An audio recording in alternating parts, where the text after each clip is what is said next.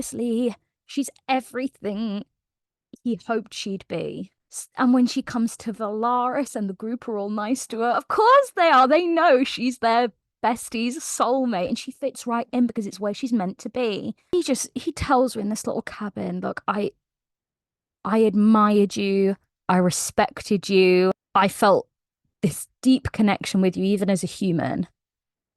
And then the moment I realized you were my mate, all I wanted was for you to be happy. And I knew when I brought you to the night court for the first time, you had all of these preconceived notions about me. And if I told you we were mates, you might not have come to like me in the same way. You might have resented me, or you might have started feeling things for me, and I would have never known if they were real. You would have never known if they were real. I just wanted you to come to the conclusion that you actually liked me. And we understand why him being so upset about the whole Tarquin, he'd be so easy to fall in love with statement. It's because all Rhys wanted was for Feyre to fall in love with him as much as he'd already fallen in love with her. And as they're there, like, we know that accepting a mate bond, you exchange food. That's how Feyre can let Rhys know, yeah, okay, I accept that we are mates and I want to be together. So she makes him a bowl of soup. And he's like, really?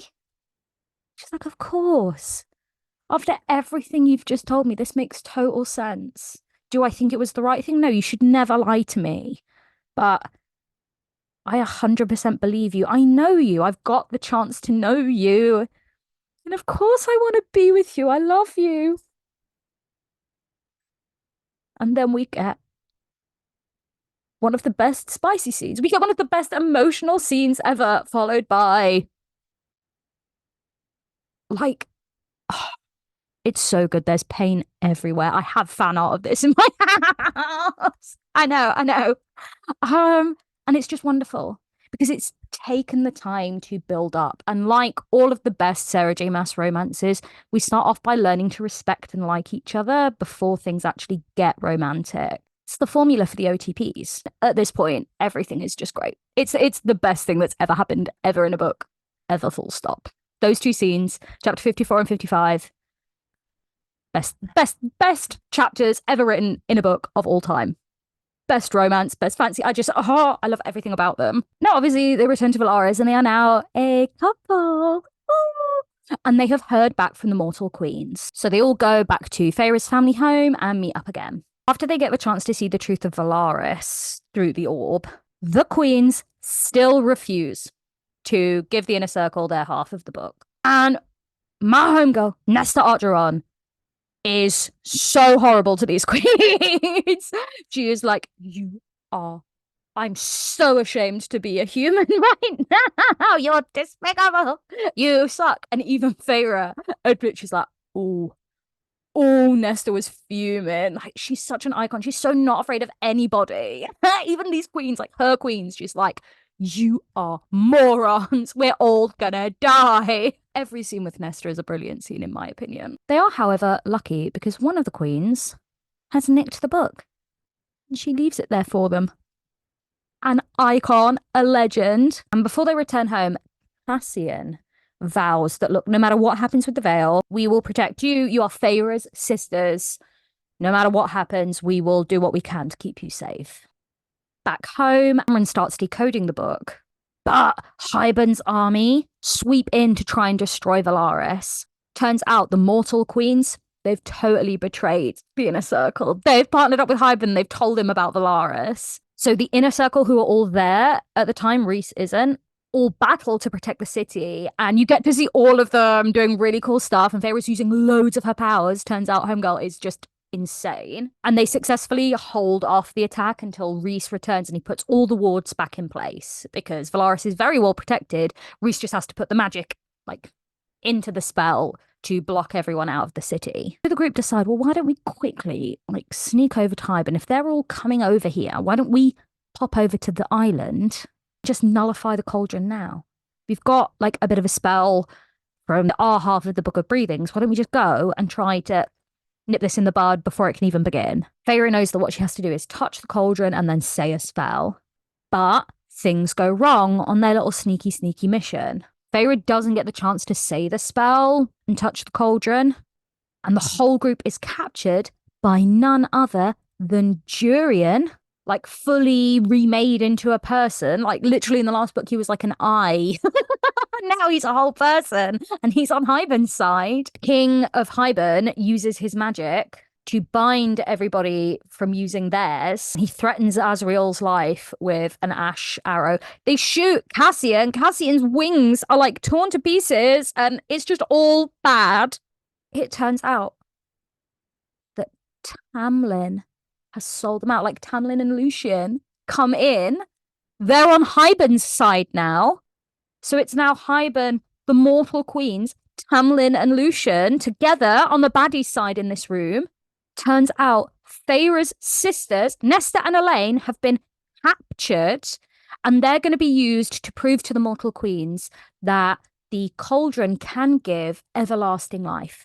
Like if you climb into the cauldron and dip yourself in it, you become immortal and there are no bad side effects at all. So Elaine and Nesta, they're going to be used as guinea pigs to prove this point to the mortal queens in front of the inner circle who'd all promised to protect the girls. And this is where my poor girls, Nesta and Elaine, get done really rough because Elaine gets put in the cauldron and it said the cauldron likes Elaine. The cauldron gives Elaine gifts and she comes out of the cauldron and she's turned into a fae. She is now High Fae. Seeing Elaine as High Fae for the first time, you hear Lucian like, that's my mate. Elaine, little Elaine, is Lucian's soulmate. And what we see Lucian do, which is examined later on, he breaks the binding that the King of Hybern's got on everybody. He breaks the binding, the spell that no one else is strong enough to break, and he runs forward and he scoops her up off the floor. He's horrified. Like she's just been in the ephemeral cauldron that created all life. Major traumatizing stuff. Elaine's like, oh my God. And even though the cauldron likes her, it's still not a good experience at all. Girl is majorly messed up. And Lucian's like, oh no, I've just been a part of doing this to the person I'm meant to be with, my soulmate. Meanwhile, Nesta is literally like forced into the cauldron, right? Homegirl is fighting with everything she can. Cassian's like bleeding out on the floor, like, oh no, Nesta. And she's like, I will make you pay. And she points to the King of Hybern's like, I will end you for doing this to me. And everyone's like, Jesus H. Christ, Nesta, oh no. And she is forced into the cauldron and she is so angry and vengeful that what it says is she takes something. When the cauldron gives something to Elaine because it likes her, but Nesta takes something from it, like some kind of magic. And she comes out High Fae. First thing she sees is Elaine and Lucian. Like Lucian's holding Elaine. And Homegirl is like, get off of my sister right now. You are a traitor. You are a baddie. Lucian's like, oh no. And so we have messed up Nesta, really messed up Elaine, like Lucian in pieces, Cassian literally in pieces on the ground, Azriel like with an ash arrow threatened to him. Nothing has gone how it's meant to. We find out that Tamlin and Lucian, they totally did not know that the sisters were going to be involved. Hence why Lucian is so like horrified about the whole Elaine sitch. Turns out it was Yanthe. Yanthe, High Priestess Yanthe, told Hybern, oh yeah, by the way, Feyre has a couple of sisters. Might want to go visit them. Gagarella, Lucian and Tamlin, they are, both of them actually, even Tamlin, are like, oh, did not plan for this to actually impact Elaine and Nesta. Orcs. Turns out Yanthe's like end mission is to get rid of all the High Lords. She wants the High Priestesses to rule Prithian. The fuck? Crazy lady. Knew we shouldn't trust her. And the problem with this situation is Tamlin, and by association Lucian, they think they're helping Feyre. From their POV, Feyre has been kidnapped by Rhys, who one of his powers well known is mind control. People are aware he's a Dimortai. And they think he's got her, mind controlled her, and isn't letting her come back home to them. And so they know Rhys is way more powerful than them. Rhys is the most powerful High Lord in Prythian. So as far as Tamlin's concerned, to keep Feyre safe, the only option he's got is to get Hybern's help to try and defeat Rhys and get the love of his life, Feyre Archeron, back from Rhysand's evil, mind-controlling subjugation. And so they've kind of gone into it with the best of intentions, even though Lucian still seems, I don't know if we should do this. Like, I went and saw her and she was very convincing. And Tamlin's like, of course she was convincing. Rhys can mind control her. Now the sisters are involved. They kind of know, oh, we've majorly messed up. But Feyre realizes she can kind of play on the assumptions being made at this point. She starts wielding the magic Tamlin and Lucian don't really know that she's capable of wielding, and she's breaking the binding on the inner circle, peeps, without Hybern knowing she's doing it. When she knows that each of her friends is like secretly free and they can all escape fine, she starts playing the part of a woman getting her memory back, like getting back control of her mind. And she like totally buys into Tamlin's assumptions that Rhys has been mind controlling her. And it's like, I just want to go home. Tamlin, please, he's had me for months. Like, I just want to come back to spring with you. Total damsel in distress, which we know is not Feyre at all. But Tamlin doesn't know that clearly. She begs the King of Hybern to break the bond between her and Rhys, which he agrees to do. And it's like, yeah, sure. And he breaks the bond between the two of them, and the tattoo on Feyre's arm disappears.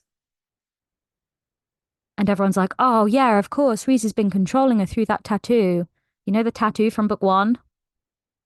The one that just was a physical manifestation of their agreement to spend a week together every month.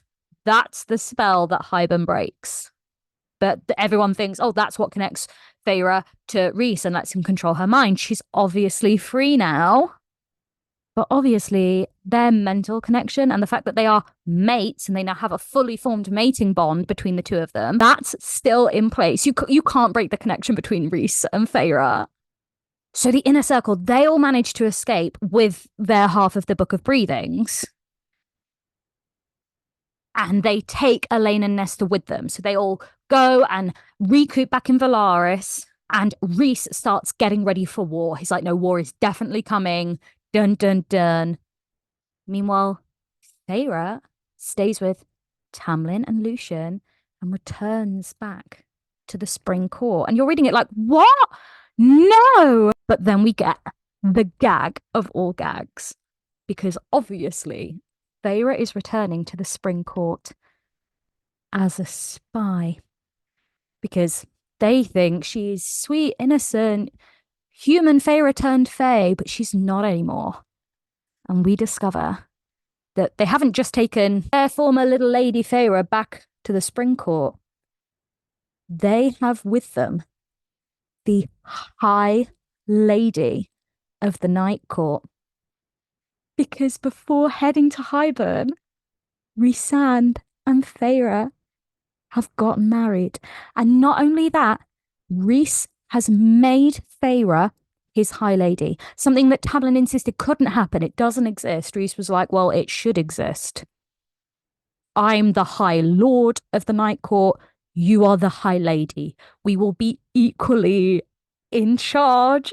And so the book ends with, like, little did they know, the High Lady of the Night Court is now in spring as a spy for the good guys, and she is about to unleash so many problems. We love it. Oh, Mist and Fury is such a good book, guys. If you can't tell, it's my favorite. It's so good. And the beginning of the next book is just, it's insane. It's insane. Oh. Wow. Well, I hope you've enjoyed this recap. I mean, I love this book and I love talking about it so, so much. So I hope you've enjoyed the episode as a whole. If you have enjoyed it, please like this video, comment if you agree with me on anything or disagree with me or just enjoyed the video full stop. And if you can, please share this video with anyone you think would enjoy it or would benefit from a recap of Mist and Fury.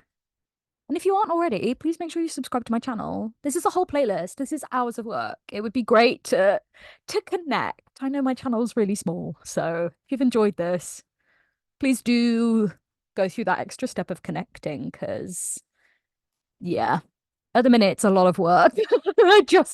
Just a lot of work. So that would be greatly appreciated. Thank you so much for watching. I cannot wait to see you next time as we discuss A Court of Wings and Ruin, which is just another amazing book. And join me as we step even further into the Massiverse. I'll see you then. Bye for now.